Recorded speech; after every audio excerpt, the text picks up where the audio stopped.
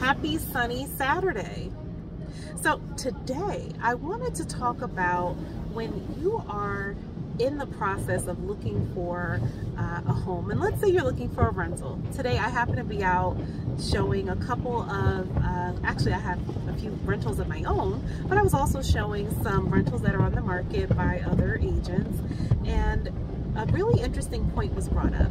So I have been speaking with people who are in the process of looking for a rental, and they're not always clear on the expectations or, who kind of pays for what or what it costs to move in. So really quickly, I wanted to say, when you're looking to get an apartment, it is important to really understand what the place is going to cost you, and also how much can you afford to pay in rent.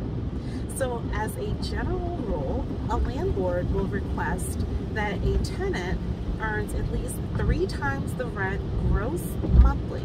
So remember, what you net is gross, but what they're interested in is gross, which is how much you earn before taxes come out of your check. So let's take, for example, a really great listing I have, 34 Olive Street. It's a 3-bedroom. It comes with free laundry in the basement and storage, on-street parking.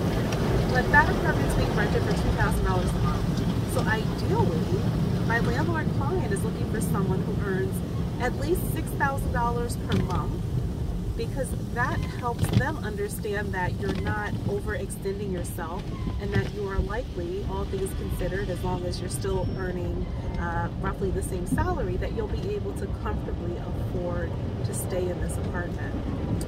So let's say you call me, you're like, Tiffany, I want this apartment, I make over $6,000 a month combined. So remember, if there's more than one person in your household who contributes to paying bills, their income counts as well.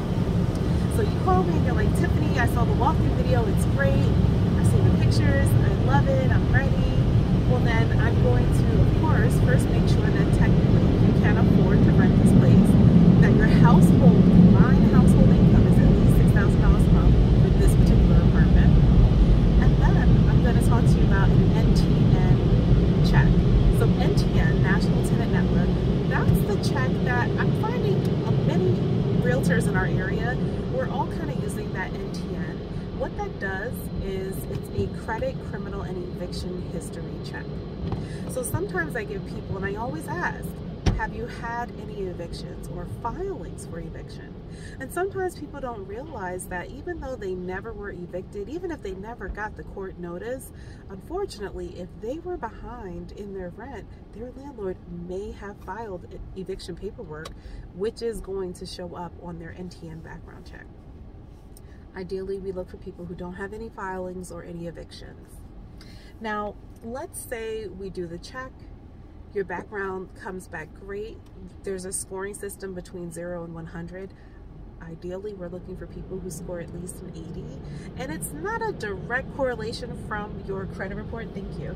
But it is based on, how you paying your bills, of course. But let's say your scores come back high and you have the proof of income that's, really validates that you can definitely afford this place. Well, what's the next step? Well, you are going to have to provide the first month rent, usually a month and a half security. Sometimes I am finding some landlords who are okay with accepting just 1 month.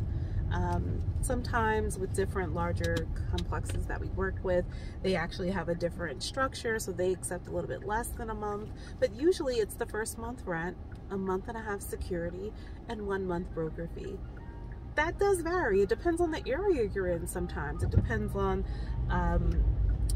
whether or not the landlord has chosen to completely pay that broker fee, which is equal to 1 month rent, or if they're going to split it with that tenant and then you're only responsible for a half-month rent.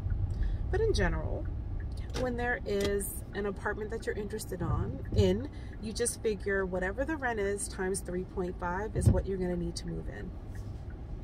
Now, I actually want to pull over because I want to continue this discussion, because what I do want to mention is that sometimes, depending on what your budget is for this apartment, you're going to say to me, well, Tiffany, if I'm interested in an apartment that costs $2,000 a month and I have to come to the table with $7,000 in order to move in, well, that's a down payment on a house. Couldn't I have bought a house? Well, depending on by house, what do you mean? Do you mean a single family home? Could you mean a condo? It is quite possible that if you're a person who has a budget that can afford $2,000 plus a month in rent, it is possible for us to find you a home. Actually, I know I sent an email last year with maybe 3 properties that could be purchased for around $1,500 a month.